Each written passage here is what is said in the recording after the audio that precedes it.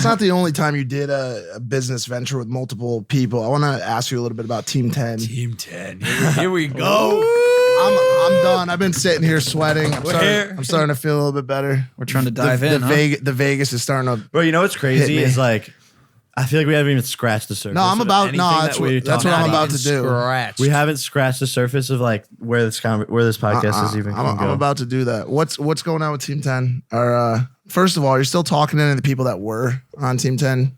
Yeah, I talked to some of them. Why did Team 10 not work? I started the company at 18 years old. I had no idea what I was getting myself into from a business standpoint. It was the very first business I created. And that is what people saw with Team 10 was Jake Paul learning how to create business and do business and have relationships and like talk to people and build something into a massive thing. However, I was basically like, I was doing like all of it, a lot of it. And then, and I was talent. I was like CEO. It was my vision. And there was just so much going on that I couldn't control everything. And like, when I tried to like hire people in to like help out, they just weren't the right people. They didn't maybe know how to build the business any better than I did. And it just wasn't the right business team surrounding the talent, because as we know, talent have egos, right? And all of a sudden they start blowing up, they start making all this money, and I'm vlogging every single day. I don't have time to like be like, how are you doing? Like, is everything good? Like, what do you need from me? How can I support you? How are you emotionally? Like a lot of people on Team 10, each person has their own like very specific reason on why they left. There's not like a one thing that it always is. But that's not the way that the media has portrayed it. The media's portrayed it as Jake Paul being the issue and being the reason why 100%. everyone left. And that's not the case, right? It's not the case. Like even some people, we were like, get off the team. but then the media still is like, oh, they left, you know? Well, plus they make leaving videos. Exactly. Right? That kind of became Why I a left trend. Team 10? Yeah. Classic. How many of them are doing Coco Loco Bright White Smile ads now? Do you know about this whole whitening thing? Yeah. We talk about this all the time. This is the I don't even know how. I'll say it. All right, good. Every employee that we've had at the Maverick House and everyone who has ever gotten an inkling of social media clout through me, after they're done with the Team Maverick, it is the next step. the first post is to do a teeth whitening fucking bright white smile. Do you have a ratio or like a number of teeth whitening? I don't really. The thing, a lot of them. No, I do. Just looking for a number. When I do like check in on them, like sometimes just to see where they're at. Like, yeah, it's along those lines of those things. But honestly, like what I've realized though is like like this is something that I had to realize is not everyone had the same vision that I did with Team 10. A lot of them are happy with doing those ads and just being a regular person versus like content every day. Let's grind. Let's make this a $200 million company. A lot of people can't hang with that. And then you like add in other shit like, oh, this person's actually in a relationship with this person. And then they get into fights. They are hooking up. They're like falling in love, they're breaking up, and then they don't want to be in that like same atmosphere. So like that adds to it. Yeah, real life complexities. Like real life complexities. Like Jake, like we're like the Dobre twins, perfect example. But they're crushing it, by the way. I'm so proud of them. Love those kids. Man, like my homies. They are crushing it. Yeah. And I really enjoy watching their videos because they are so bad. But that's why I like watching their videos. Like but it's that younger audience. I know, but bro, it's just like, yeah, I am so entertained by their content.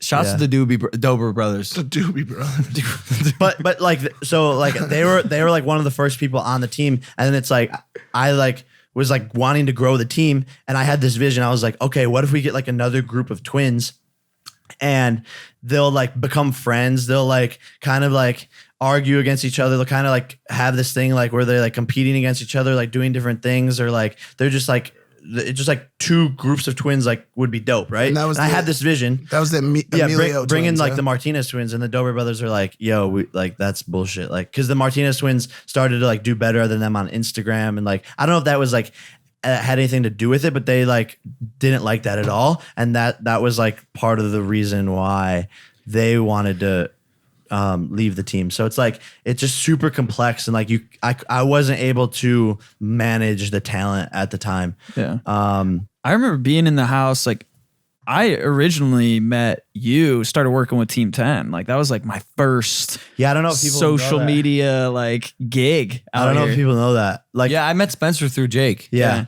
But when I was at the house, like one of the things that I actually really liked, because I was older, but you had house rules, like you had things to stick to make sure people were, moving things forward. And I remember behind the scenes, because I didn't just help you with videos, like I was helping all the people in the house with content. Yeah, I remember that. And I remember hearing people like bitch and complain about it every now and then.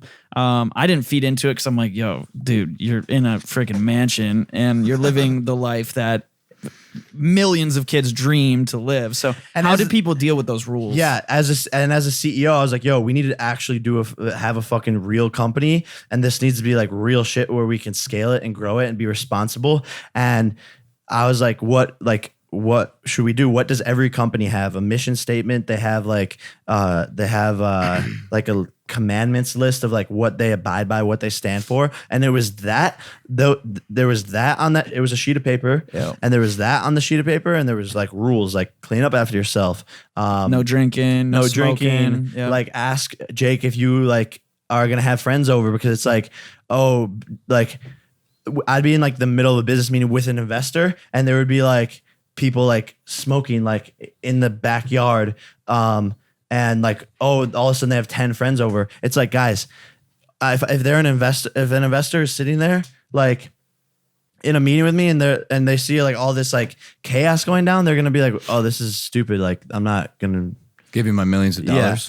And you had some big investors in Team 10. Wasn't Gary Vaynerchuk an investor? Yeah. Who Yeah. else? Who else? Any big names? More so like venture capital funds. But yeah, like super legit people that were backing it and still are backing it and like still support me.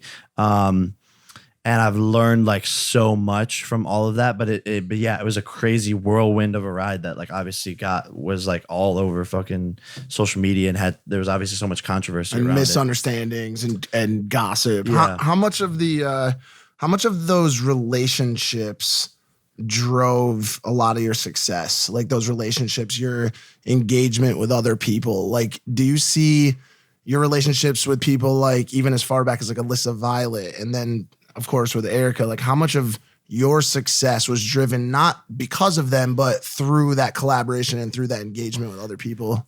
Yeah, I think like a really good amount. Like it was that was the idea. Like we're a team. Yeah. That's why like I called it that, because the original idea actually came from, and I don't know if I've really ever said this either, but I was 17 years old living I think at the broadcast center. Yep. And I had this idea. I was like, I'm going to start a clothing line, and I'm going to get all the Viners to have equity in it.